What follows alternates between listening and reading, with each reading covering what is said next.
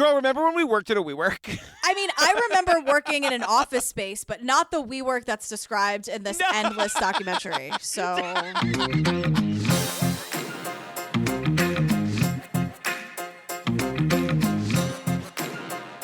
Hi, Julia Benzavalli. Hey, Patrick Hines. Banana. You guys, if you want more of the GP and PH shenanigans, join us on the Patreon, you guys. It's where you can get over 200 full bonus episodes to download and binge right this second. We just started the Murder Among the Mormons or whatever. Is that what it's called? Yes, and I am beyond thrilled that you're beyond thrilled because I thought this was a me pick. Like, I thought this was all about me, but I'm so psyched you're down for it too. I gotta tell you, I wasn't really looking forward to it, but then we got into it. You guys, this is all about like a crazy murder because it deals with like found documents from like the past and history, and like it's super nerdy. What's the Nicolas Cage movie called? National Treasure? Is that it? Yeah, like that whole National Treasure, Da Vinci Code, like biblical shit that people. I'm obsessed. And there's like a white salamander involved. It's a whole thing. It's like, it's crazy. So it's all that, and it's also like, it's our episode by episode coverage of I'll Be Gone in the Dark and what was the one, the Night Stalker? Yes, the Jinx and Heaven's Gate and The Vow and Tiger King, Making a Murderer, Don't F with Cats, all the ones that have like multiple Fs. It's all there. You're gonna love it. You can add free versions of these episodes. Oh, and we also do like after parties. We give you advice. We just hang out. We send you videos. There's, again, just shenanigans, just absolute shenanigans. You guys also join our Facebook group. It's the True Crime Obsessed podcast discussion group. Our Facebook group is so amazing and the community is so strong. We brought in a full-time employee, Sasha, who is just incredible, to like be the go-to person in the Facebook group. So now there's somebody there for you to contact at any time with any issues or any concerns or just want to say hi and that you love it. We take our Facebook group really, really seriously, and we want you to get in there and join in the conversation about the podcast. Yeah, and speaking of conversations about the podcast, every Tuesday at noon Eastern, we're on Instagram,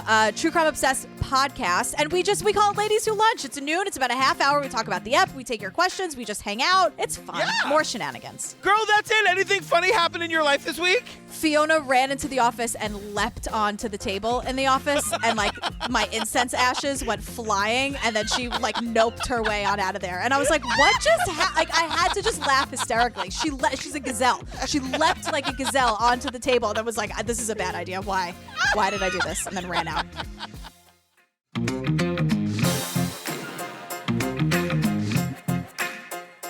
All right, girl, what are we talking about today? We are talking about WeWork, or the making and breaking of a $47 billion unicorn. Yeah, you guys, that title didn't make any sense to me. I'm just going to tell them what it is right now. I'm just going to tell them what that means. Go ahead. A unicorn apparently is any like startup business that's worth like $1 billion. Mm-hmm. I'm so bored just saying it. The word I know, did you hear I just got like the most monotone. The word valuation makes me, I don't know what it makes. It makes me want to drink a whole bottle of wine and talk about something else. I know. And talk about anything other than valuations. A friend of mine called me up and said, there's this new thing. I can't tell you anything about it right now. I promise you are going to want to be a part of it. The next revolution is the We Revolution. Adam Newman sounded like a mythical figure, but it was a lot of smoke and mirrors. When somebody tells you they're changing the world and you are helping them do that, it feels really special. The future, it's about being part of something greater than yourself. I believed every word that came out of Adam's mouth. Adam told me I was going to be a millionaire. WeWork wanted to become the next Facebook, the next Google. It became this poster child for this growing trend of flexible offices. They had already reached $1 billion valuation. WeWork was the most overvalued company in the world. The sales guy comes to me and he says, "This is some kind of cult." Are you profitable? Right now, we're in a very high growth stage. You can actually choose when to be profitable. What? We had tracking bracelets on. I'm not kidding you. You would talk about being president of the world. You tell a 30-something male he's Jesus Christ, he's inclined to believe you. Well, let's talk about this. It's September 2019, you guys. And I just have some douche is like standing, talking to a camera about some sort of fundamental shift taking place in New York City real estate or something, girl? Real estate is going through a fundamental shift. From a must-have, it's a mouthful, from a fixed cost per seat commodity to a must-have experiential. I can do it. Real estate. Guys, I need no sounds. If you're moving and making a sound and I'm speaking, freeze. Real estate is going through a fundamental shift. He's such a derp. We have the derpy music, and he's just directing everyone. He's sort of barking orders, but I'm just like, oh, I'm supposed to be charmed by him. And here we are again, another cult leader. We hear for an hour and 45 minutes how fucking charismatic this guy is, and I got nothing, and I feel nothing. Are you gonna tell them what he does, or am I gonna tell them what he does? Oh, that he farts because he's a fucking bro? Sorry. The universe had to release it. It's so fucking disgusting. It's also stupid. Like, at its core, it's just dumb. Who does that? I am not acknowledging that I have ever broken wind ever in my life. I'm not saying I've ever done it, but if I ever have, I am so ashamed to make a noise like that and for it to come out of your bum in front of people. And he did like a move. He wanted it. He's such an idiot. His name is Adam Newman. He's the WeWork guy. That's what we're talking about. And he's just going on and on about being a part of something greater than yourself, blah, blah, blah. And just technology and the future. I want us to never forget that the future, while leveraging technology, lies in ourselves. It is us who will blaze the path forward, paved not with algorithms, not with software, but with values, with friendship, with common goals, and most importantly, with humanity. We're going to move forward, not with algorithms, but with friendship. And what are you saying? I know. And I just wrote, he is definitely the low-rent Ashton Kutcher. Guess who shows up eventually? Ashton, 4 times. I have some words for Ashton later. I will just say, too, when Ashton Kutcher does eventually show up in this documentary, it's at this low-rent Ashton Kutcher's, lowest point. And he's, a broken, low-rent Ashton Kutcher sitting next to the actual Ashton Kutcher, which, love him or hate him, he is about as perfect looking as it gets. Okay. Yeah, he's good looking. Yeah. Is that just occurring to you for the first? Have you never considered his cheeks before? Well, you know why? Because I just remember him with that long, moppy hair. Even more perfect. Even more perfect. Of course. Who am I talking to? Obviously.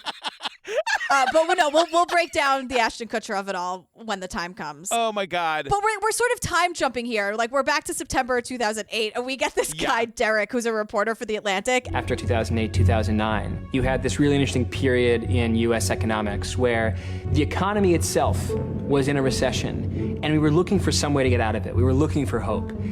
And hope was found in technology. I remember this time. I was a bartender at a bar at Capitol Grill, which caters to rich Republican money guys. And these guys were having a bad week. I remember it was a bad 2008 was a bad week that year. Yeah, that was a bad week for these guys. But they're saying that what came out of that time was tech, right? That tech was going to be what saved us. That social media, Twitter and Instagram and Facebook, these were going to be the things that were going to save us. And this guy, Adam, his whole thing is that no, social media was meant to bring us together, but it's actually tearing us apart. And this guy's got the solution to it. That's what, at least he says, the idea of WeWork was born out of. Yeah. And we meet this guy, Randall, who works for Forbes. I really like him. He's a straight shooter. And he basically translates a lot of this tech bullshit for us. They pop him in and he's like, no, here's what Adam was saying. It makes no sense. Don't worry about it. I got you. And so he just said, he was so before WeWork, Adam had a ton of ideas that didn't work. This is always my favorite part of the documentary about the tech guy. I always love hearing the failed ideas. It's my favorite thing. So one of them was crawlers, spelled with a K. Just spell the word right. But it's knee pads for babies. He had this idea called crawlers, which was for babies so they could have padded knees. Babies have been doing fine for millions of years without padded knees. Our tagline was, just because they don't tell you doesn't mean they don't hurt. All babies do is vocally tell you when they're upset. They're screaming, they're crying. Babies have God bless them, they have no thought of maybe I should keep this to myself. Yeah, no, right. They're constantly vocalizing about what they need. Even if they can't say the words, crying, change the diaper, crying, I'm tired, crying, I'm hungry. They tell you. Some of us never grow out of it, Jillian. Some of us now just get handled bottles of vodka. Wah, wah, wah, wah, wah. That's what I hear. your complaining mode. Wah, wah, wah. But wait, I also made the note that we learned at this time this guy Adam is like couch surfing, like living with his sister who's a model. And I said, she seems like an asshole too. Yeah. I don't like her attitude. We only see her for like 30 seconds. I'm not that into her, girl. Yeah, and it's like, maybe she's great, but I don't know. Like, did she try to stop him? No. No. Even Gwyneth Paltrow didn't try to stop him. If anybody had the opportunity, it was Gwyneth. Look, no one's getting past that wife of his. We'll get there in a minute. And so there's like this other guy named Miguel who also started WeWork, but he's barely here, and the story is not about him at all. Not only is he barely here and it's not about him, in the very end, after this whole thing falls apart and we get 15 pages of on-screen text about what happens to Adam, they don't even bother to tell us what happened to Miguel. You know what? Like, smart. Like, separate yourself from this fucking dumpster fire. Oh my God. But the thing about both Adam and Miguel is that they both actually grew up on communes. Every great business has a founding story, and WeWorks is excellent. You have Adam and Miguel, two children of communes, literally grew up in communes, and one in Oregon and one in Israel in a kibbutz, and they wind up together with this idea that they're going to create a work commune. This whole co-working thing made so much sense to them because they literally grew up on communes. And I get what they're saying, and they're not wrong. Like, they have this really cutesy whatever. It's kind of stupid, like talking about how like the world at this time was all about I. The world has shifted. It used to be an I world, right? iPhone, iMac, all about me, me, me. If you take the me and you flip it and you get the we, you understand that we're about to change the way people work and way people live, but more importantly, change the world. If you take the me and flip it to we can change the world. Says like arguably one of the most self-centered people we've ever covered. For sure. But I do understand what he's saying. The idea is that like this guy, Adam and Miguel, want to revolutionize the way people work. And like they want the dream situation where everyone is sort of together sharing like tables and sharing ideas and companies sort of like working in a shared space where you're going to inspire each other. Mm-hmm. That to me was the draw of WeWork. I understand that draw. Like we'll get there in a minute. I was very excited to be working at a WeWork when we started. You guys, it went downhill real fucking fast. Am I a monster to say I just want a quiet place to work? Because we see like there are people talking to the camera about like how amazing WeWork is. There's someone in like the big common area where all the desks are out in one big room, not like a private little like glass office that you rent. But people are trying to work and there's someone playing the fucking clarinet. And I'm like, that is so rude. People are paying a ridiculous amount of money to sit at a desk, and there's some asshole playing the fucking clarinet at 11 o'clock. I just want a quiet place to work. It's all I want. I don't need the community. I don't need the fucking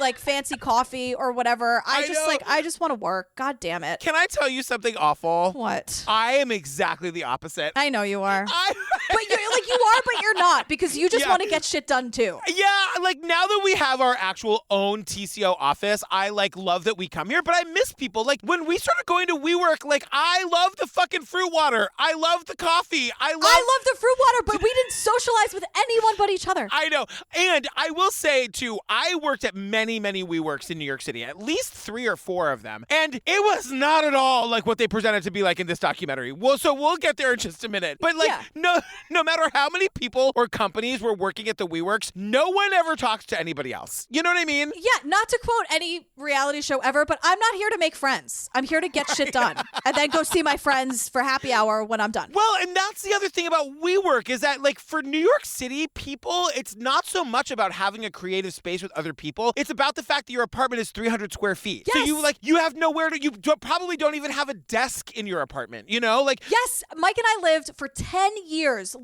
and worked in a 400 square foot apartment on top of each other with no desk. I was working at a snack tray table. That is a true story. I would sit on the edge of the couch on that, and that couch was where I ate, where I relaxed, where I worked. There was no separation. So the idea of being able to like, I'm like, quote, going to work, you need that for your mental health, some kind of separation. Yes, I totally agree. But then like we get like Adam is on TV. He refuses to talk about the numbers. All he does is like talk about how great he is and how great WeWork is, but he won't give any concise information. And then people are like, I walked in and Adam was super casual, very laid back, very charismatic from the moment I saw him. And he's very tall, and so he has a like very commanding presence.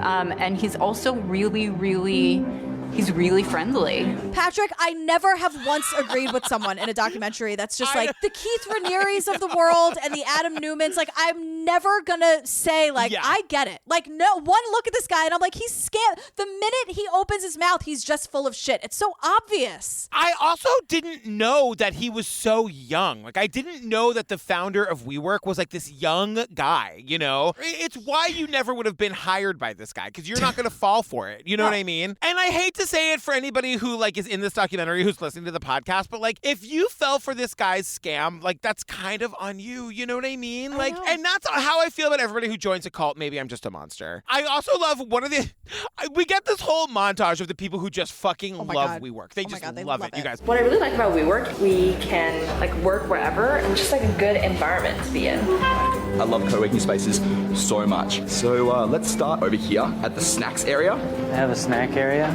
coffee, lemon water. Do what you love. I love drinking coffee, so I'm gonna do that. Like, these people at WeWork really take their, quote, companies so seriously. The one lady who said she was the founder of brunchcritic.com.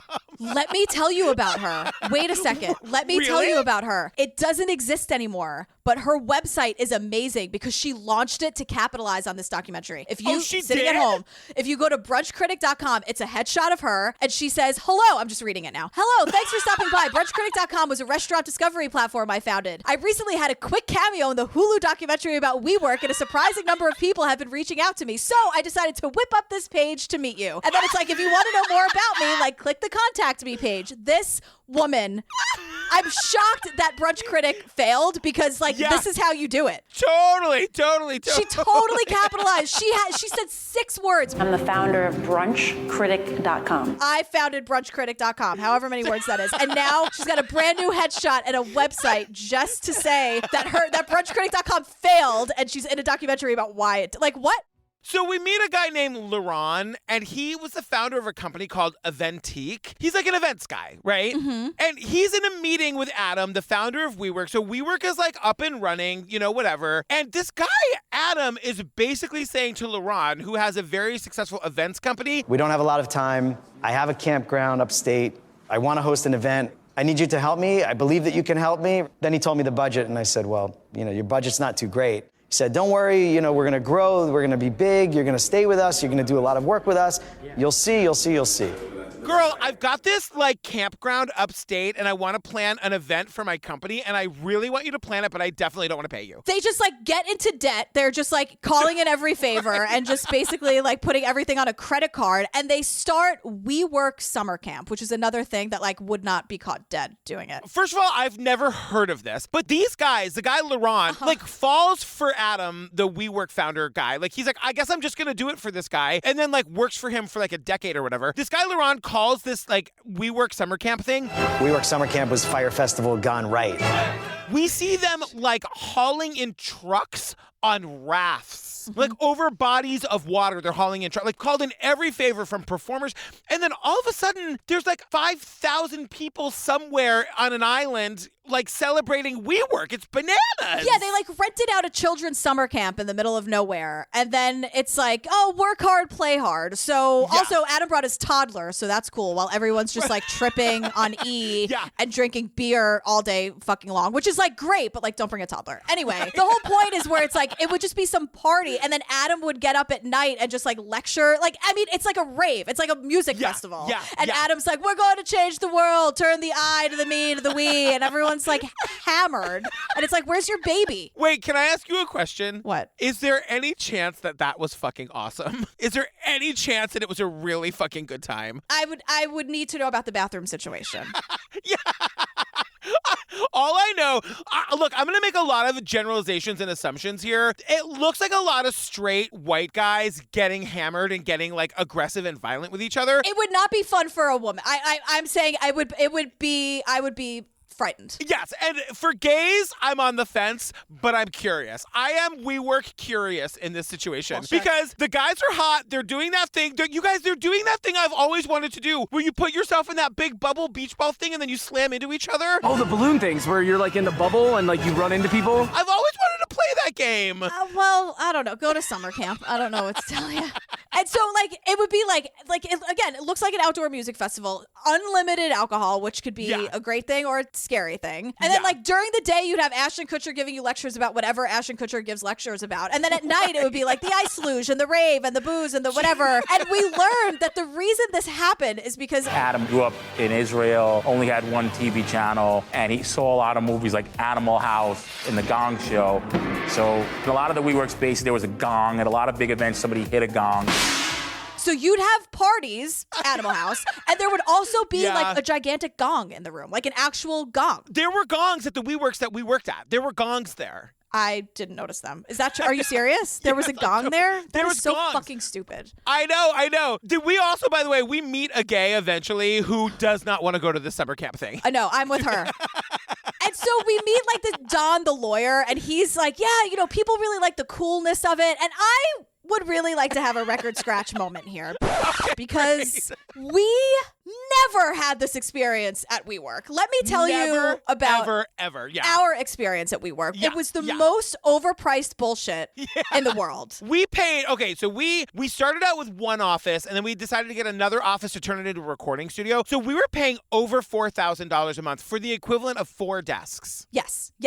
And the air conditioner, and I'm not exaggerating. It's going to sound like an exaggeration. The air conditioner never worked, and you didn't have control over the temperature of your closed-in office, which part of me I can understand, but they never communicated about it. And here's a perfect example of how like this never happened. We had just gotten the office space. I was really excited to not be in a 400 square foot room, and it was right in the summer. It was like July. I got like dressed for work. I had like a cute little summer dress on, which is never happens. And I go there, and the air conditioner, there's no one there because it's a weekend. Right. And they say 24/7 access, right? Yes. So I'm there. It's like 10 in the morning on a Saturday. I'm like, I packed a lunch, like a salad. Like, I'm ready to go. Like, I'm ready to get to work. The air conditioner isn't working in the middle of July. And let me add, which is, then that's not 24/7 access. If I can't work, what am I paying for then? And they were like, I know it's July, right? The air conditioner's never going to work in July.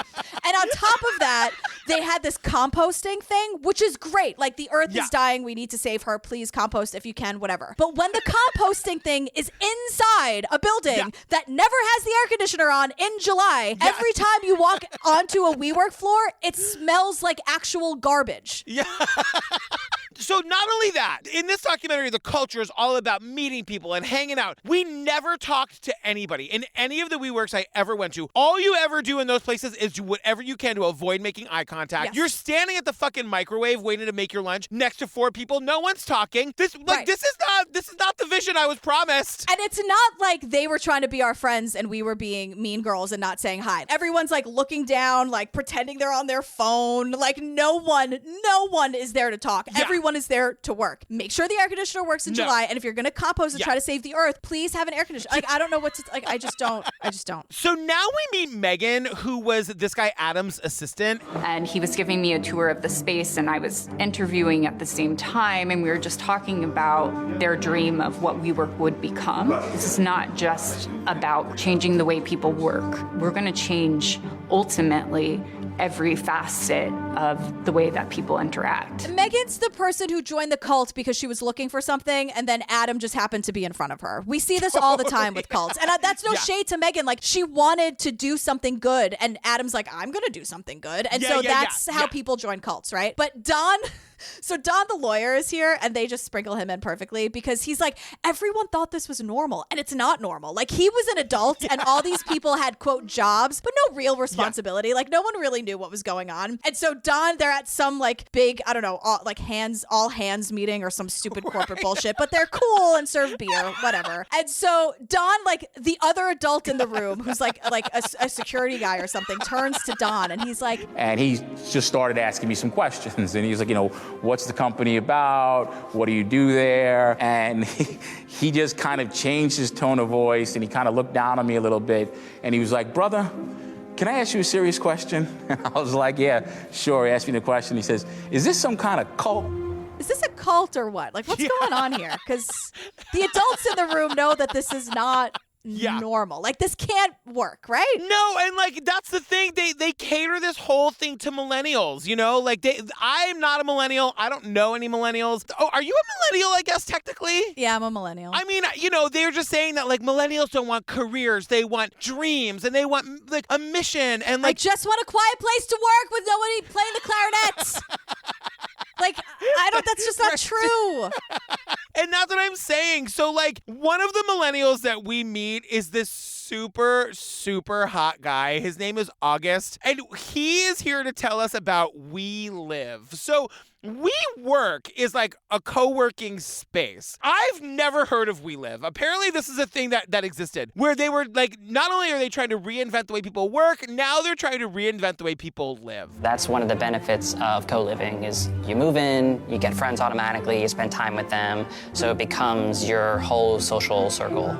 It all felt like everybody was really dedicated to making this idea work, this sort of utopian society of living situation. So you walk in and it's like you're supposed to pack one bag and you're good to go. It's like move-in ready, everything you need. It's a commune. Yeah, but it's like a pod, right? So it's like single rooms, woof. So it's like 200 square feet on a good day. And the point is like, well, you're not going to be in your room. You're going to be out with the community. That's what this WeLive situation is. It's like communal living. There's so many people and so many floors, and like you never leave the building. And they describe the type of people they're looking for, like young and hot and literally white. Like they come right out and say it. And single, they want you to hook up and have this weird, like incestuous kind of thing. And someone's like, I think it's a cute August who's like, The first 6 months was weird if someone left the building.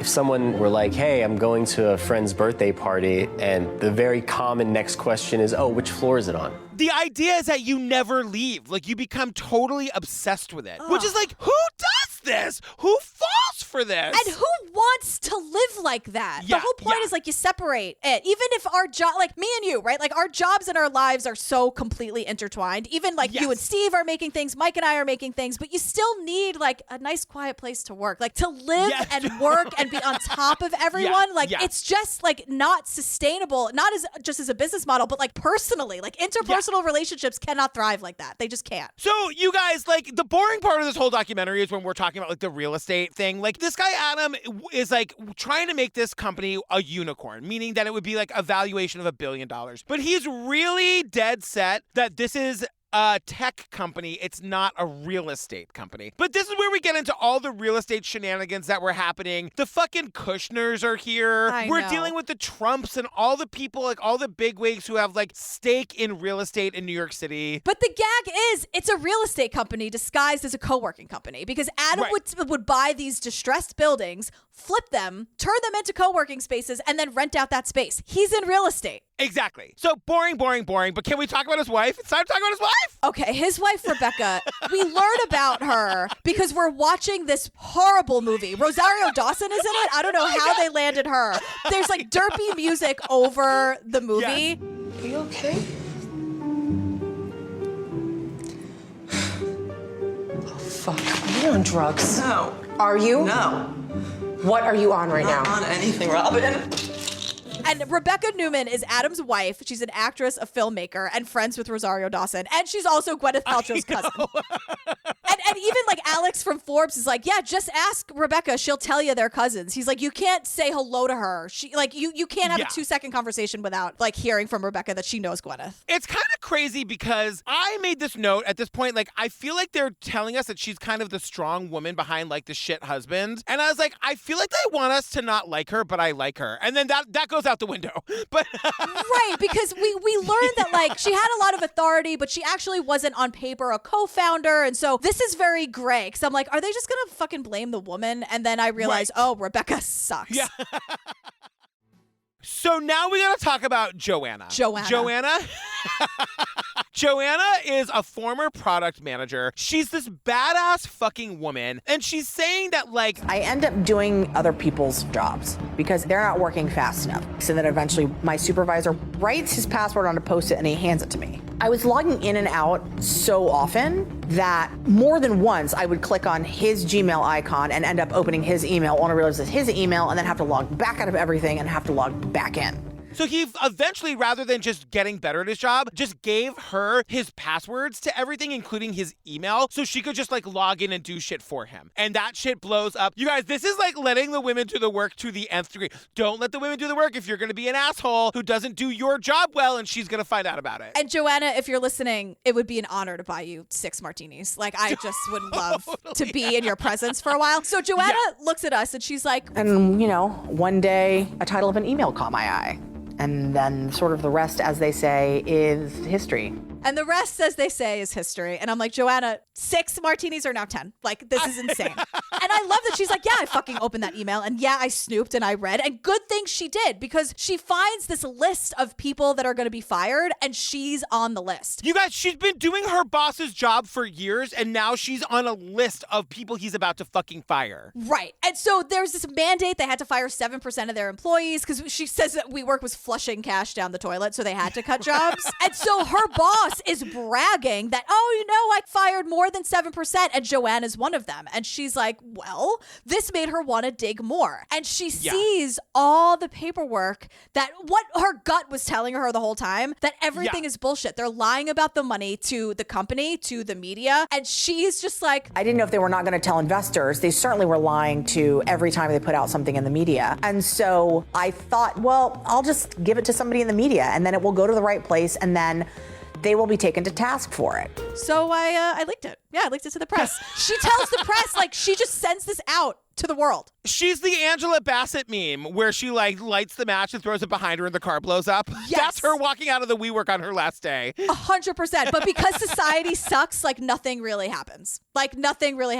Yeah, and or we don't really know, because like what happens next is that there's like the journalists are onto that story for like a minute, but then like a way bigger story breaks, which is that like there's a guy, his name is Masa. He is in charge of this like investment firm or whatever called SoftBank. Basically, this guy's got $100 billion that he's like investing in like new technology, AI. And Adam, the founder of WeWork, knows all about this guy, wants in. Like this guy, like somebody explains to us. The size of the Vision Fund was unlike anything anyone had ever seen before.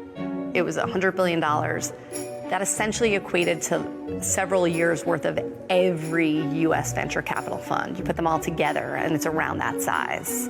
So this guy's got all the money in the world. So eventually, Adam gets this guy, Masa, to commit to coming to a WeWork for a 2-hour tour. This guy, Adam, has been like the king of the castle for this whole documentary so far. So this is so fucking great. Where like finally he wants something from somebody else, like somebody above him. And this guy committed to 2 hours. He shows up with 12 minutes left. Finally, Masa shows up and he says, Adam, I'm so sorry.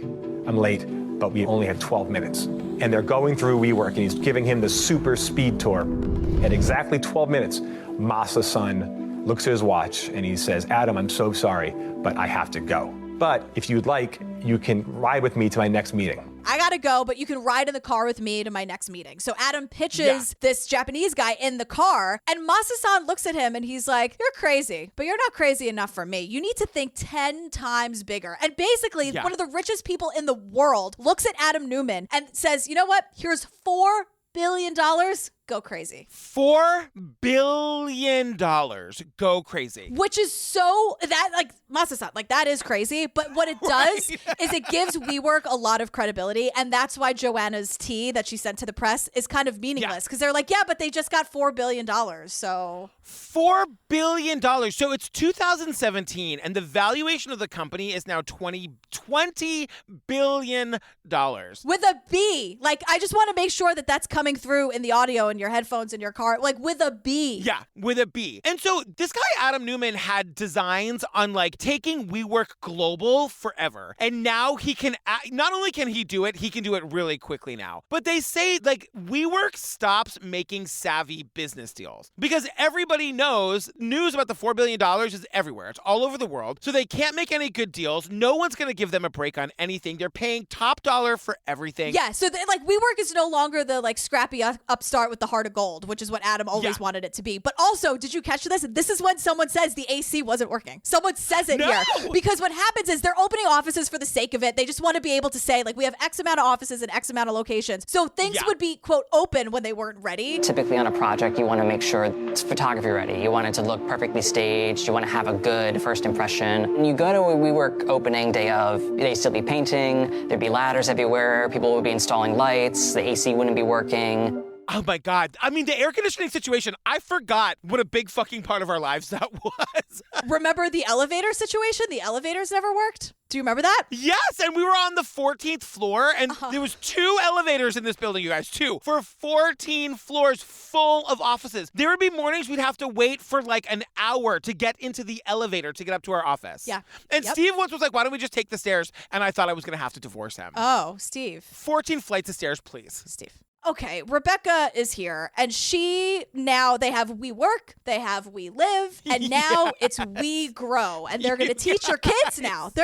These people are going to teach your children. Because Rebecca, oh my God, look, I have been through this. Rebecca was like looking for a school for her kid for kindergarten. And in all of Manhattan, with all of their truly wonderful public schools and truly, truly wonderful and expensive private schools, she couldn't find a single one that was good enough for her kid. So she had to make her own. When my eldest daughter was in kindergarten, as we started to look around for schools in both New York and the West Coast, I wasn't finding a place that was going to nurture her spirit and her soul as much as her mind. She's telling that to her cousin Gwyneth. Like, Gwyneth is interviewing her, and Gwyneth is just sitting there nodding her head knowingly. Let me tell you something. I don't even think they're in the same room. I think someone said to Gwyneth, just nod, because it's so awkward. There's no warmth or personality at all. Like, even Gwyneth just looks like those dead eyes just nodding. And I'm like, is there even anyone in the room with her? Like, she's not even accurately reacting to what's being said. It's so weird. So Don the lawyer is here, and he's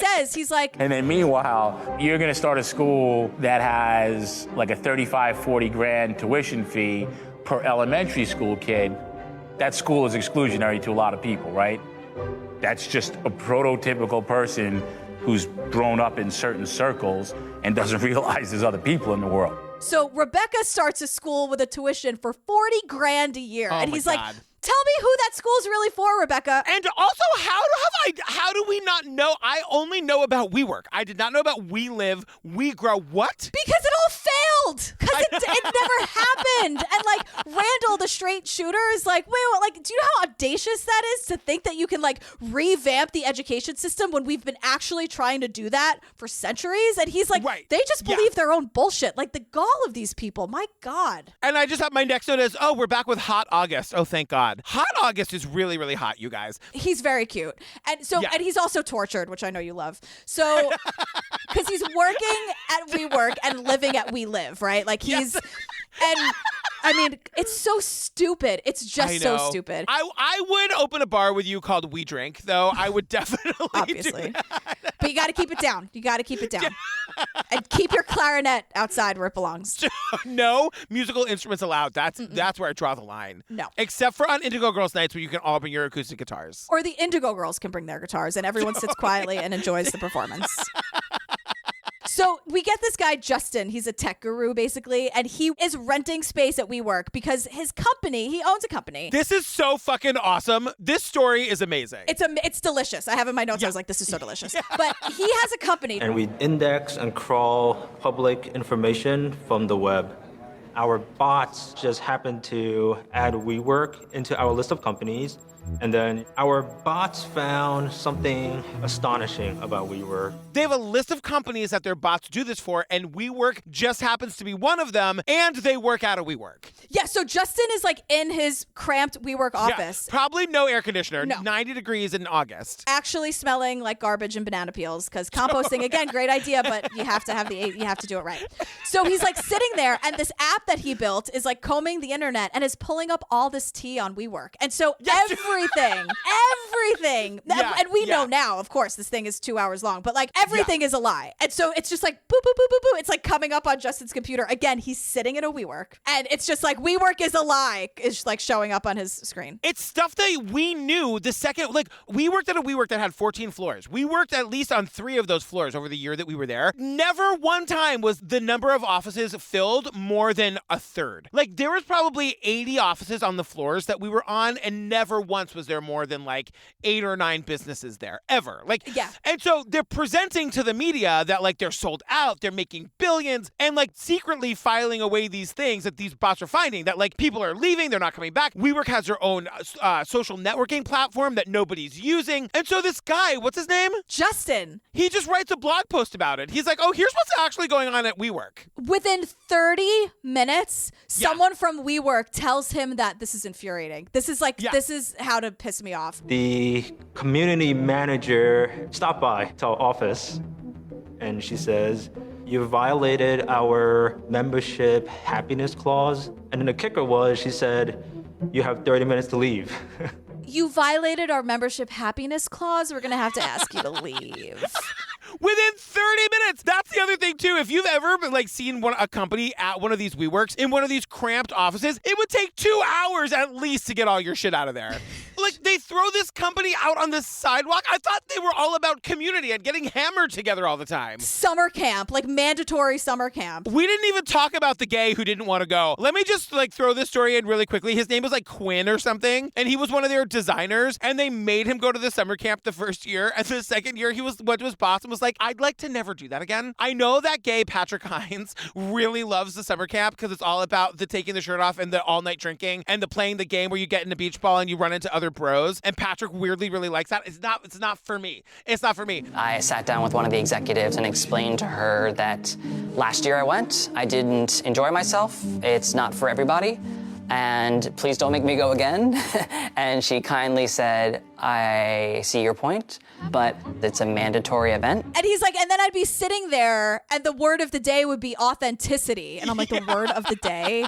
And he's like, you know what's not authentic? Being forced to be here. Like, how authentic is that? Because they cut to these like seminars that they would have to sit through for 8 hours. And the people watching the seminars, hundreds and thousands of people sitting in the mud. They're all sitting in the mud while Rebecca is on the stage going on and on and on about some fucking nonsense. And the guy Quinn or whatever his name is really does not appreciate sitting in the mud. I'm with Quinn. How dare you, Rebecca? Also, where's your toddler? So remember the Japanese guy, like one of the richest people in the world, that whole deal? Yes. That deal is just over. Like, they were going to spend all this money, billions and billions, and Moss is just like, I'm pulling the plug. I'm not into it anymore. And this is like the biggest deal because he had given him $4 billion, and then like the rest of the money that he was committing to the company was going to be the thing that was going to like carry the company over for like forever. And this guy pulls out on Christmas Eve, girl. And it's just, Adam's in Hawaii, and, and so the news is about to break, right? And so it does. And now Adam is being interviewed. I don't know what all these interviews are for. They're just like doing a press junket or something. But Adam calls his best friend, Ashton Kutcher, to be the mouthpiece and basically say, it's a $6 billion raise. It's the second largest venture capital investment of all time. I'm an investor in Uber, so I know what the first largest one was. It's the second largest of all time. It's SoftBank coming into this company. Now they have $10 billion invested in this company. So the notion that anybody is projecting that they don't have confidence in the company, I think is crazy. I have confidence in the company. Ashton Kutcher, this is what I was talking about at the top. Yeah. He's sitting next to Adam. And again, Adam, without any prompting from Ashton Kutcher, just to my eyes, is like the total broke down, low rent Ashton Kutcher. So now they're sitting next to each other. That's really not helping Adam's look. Because Kutcher is just a 10 on his worst day. Right. But then Kutcher is just like spewing this utter nonsense about how the company's going to do just fine and everything is great. And I don't know what you're talking about. And it's all a lie. And he's totally gaslighting us. But it's interesting, though, because I know you watched his face because I know how you feel about him. His mouth. I was mostly watching his mouth. When Adam takes over and he's like, oh, yeah, let me say that. We see Ashton watching Adam speak, and you could see it all over his face. He's like, I don't believe a word of this. Like, how did I just vouch for this guy? Because he is looking like, totally. Are you saying That's bullshit, though. And that's bullshit, and that's bullshit, and that's bullshit. And, like, that's what happens. Like, the whole thing falls apart because in order to save the company, Adam decides he's going to take the company public. Right. And I don't really know what that means. I know it's a big deal, but they have to put together this, like, document that goes out to anybody who wants to read it about the story of the company and all the financials and everything is there. And, like, Adam thinks that he's arranged this document in a way where he's going to be able to hide all the financial wrongdoing. And it just goes from talking head to talking head, talking about what a laughing stock Rebecca and Adam became the second this document hit the presses. Almost everyone you talked to had a different item that horrified them.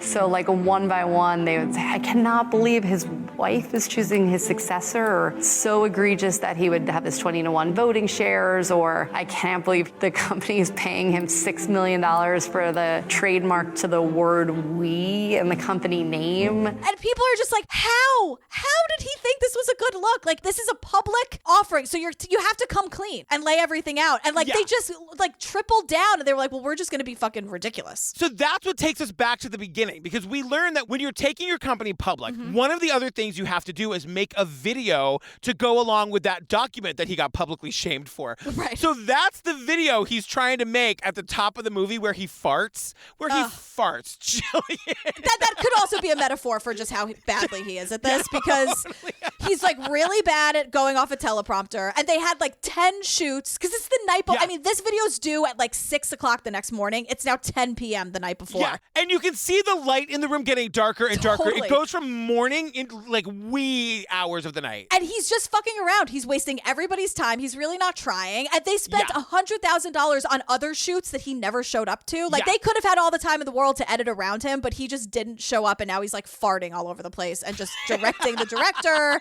And so what happens, though, the video isn't made. Like, they call the whole thing off. And Adam's like, well, no, we will go public, just not today, but like, I can totally go public if I want to. Again, gaslighting and lying to everybody. And so it just ends with him being like ousted as CEO and paying no consequences. Yeah, no, he gets $1.9 billion. So yeah, no consequences. Yeah, and like it just basically ends with them saying like he and Rebecca both declined to be interviewed for this documentary. They're living in one of their many houses in the New York area, and then other people are like, You know, that kind of sticks in your craw a little bit, particularly when you've been preached at about it's all about we. If that's your deal and you're sitting on all this money and you really believe in what you were saying the whole time, you should give some of the money back to help the employees who got screwed. This was all about we.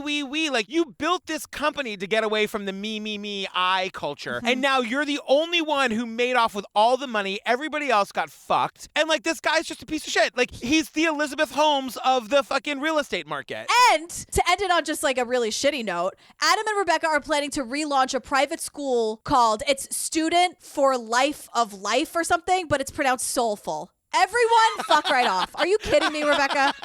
Get the fuck out of here. Soulful. Give me a break.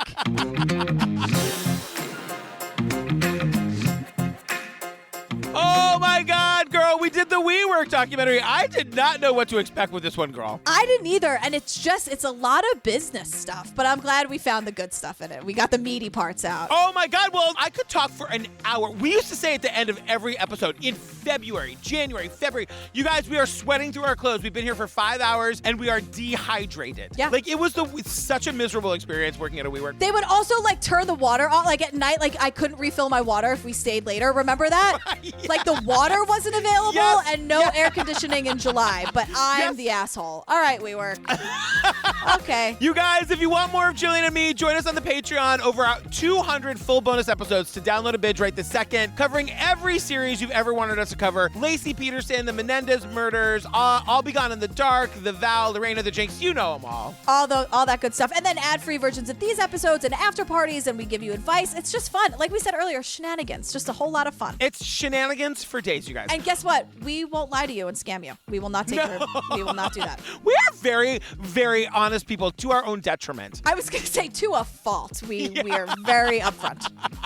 Girl, what are we doing next? Oh, we're doing Why Did You Kill Me on Hulu. Oh, I don't know know anything about this. What is this? Oh my God, it's about like catfishing to find a murderer. It's crazy. It's like using MySpace to try to track down a murderer. Oh my God. It is a roller coaster where there are ups and downs and twists and turns, and I don't know which end is up. It's a whole thing. All right, you guys, stay tuned for the trailer for Why Did You Kill Me? Our hilarious and ridiculous outtakes, probably lots about farts. Oh yeah.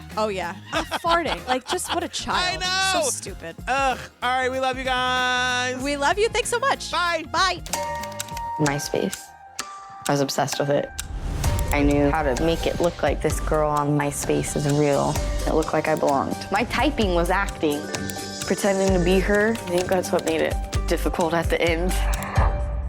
Making someone fall in love with someone who's dead is not a good feeling inside. My daughter Crystal and my son Justin get right up here.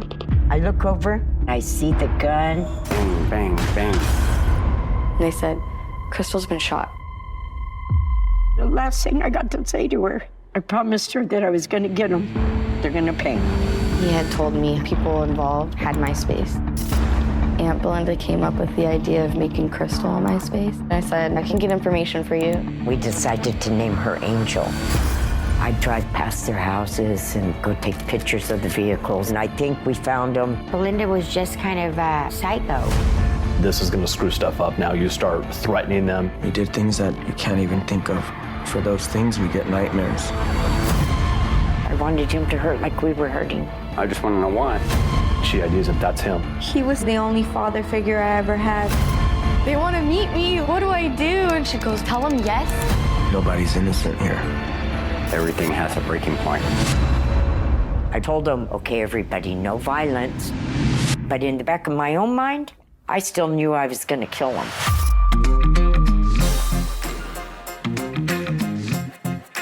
Yeah, one of them was Scruff. I know. That's like a gay dating app. Yeah. I use the word dating very loosely with a lot of air quotes. It's like a connection app. Like, let's connect. Everybody play safe, you guys. And he describes going to this like eyes wide shut style party where like people are wearing masks and it's very secret. Like it is such New York City bullshit. It's the epitome of what people think of when they think about like the annoying people that live in New York. Yes. August, I'm sorry, girl. You're smoking hot, but I'm talking to you. Yeah, and August, where are you really from, girl? And it's okay, but like, just be honest. And Don's like, I'm not calling anyone a CWO, you fucking jagweed. Like, I'm not doing that. And I'm like, wait, CWOs, more like CE bros. Am I right? Come on. I think about like with the WeWork that we worked at and like the people who were like our quote community managers who were kind of awesome, like badass, smart women. I'm like, what are you doing working? What are you doing? I know. And also, don't gaslight me about the air conditioner in July. It's not on. You guys, it was so bad. Our quote community manager was like, well, I know you don't have a window in your office, but let me get you a windowless air conditioner. I was like, great, that sounds amazing. You guys, they brought us a humidifier. I'm not joking. A humidifier that they filled with and they tried to convince us that it was an air conditioner. Steve put a thermometer in the room so we could see how hot it got. I know, because I would look at it all the time and just be fuming physically and then emotionally because I'd be so mad. You'd be hard pressed to find a way to keep me away from August, though. I'd be the one friend that would come back for seconds. Of course you would. I get it. I'm just like, I do. He's so skinny. I love him. I'm like way too hungover. I don't mind the mud. It feels refreshing to me in the morning. You're like, oh, it's like I'm at a spa. I'm just getting a treatment. Can someone get me a drink?